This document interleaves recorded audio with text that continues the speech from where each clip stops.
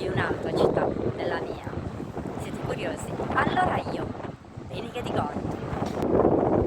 Questa è Cagliari vista dal porto, esattamente da sopra una nave. Quella là in fondo è la cupola della cattedrale che si trova a Castello, nel quartiere di Castello, il quartiere più vecchio.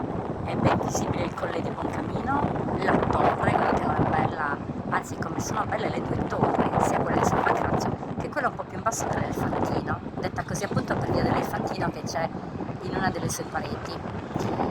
Le bellissime torri gemelle, io le chiamo così, del comune di Cagliari.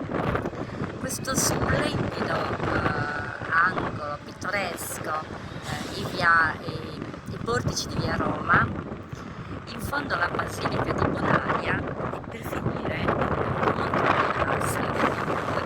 Che spettacolo! Certo c'è molto chiasso perché i lavori per l'embargo proseguono, però vi consiglio di venire a vederla perché qui tra i- i- l'architettura che ci hanno lasciato i pisani, poi gli aragonesi, ma anche andando un po' più indietro, sino ad arrivare all'epoca nuragica, è veramente tanto. È una piccola città a misura d'uomo e chi arriva qui per la prima volta appunto dal mare non può che rimanere incantato.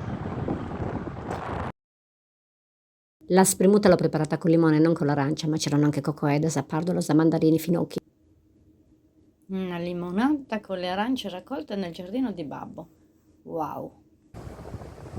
Un saluto dalla bellissima città di Cagliari.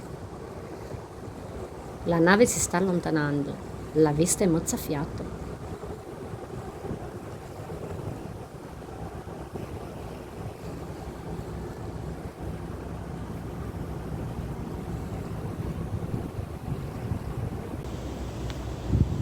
Buon pomeriggio! Ci troviamo vicino alle coste della Sardegna.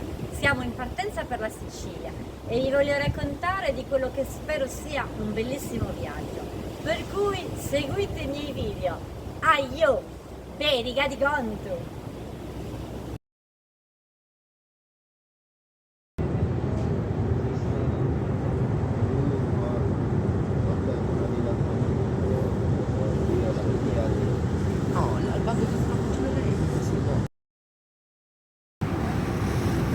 Benvenuti a Palermo. Il primo pensiero va a Giovanni Falcone e Paolo Borsellino, i due giudici che tanto si sono battuti per questa regione.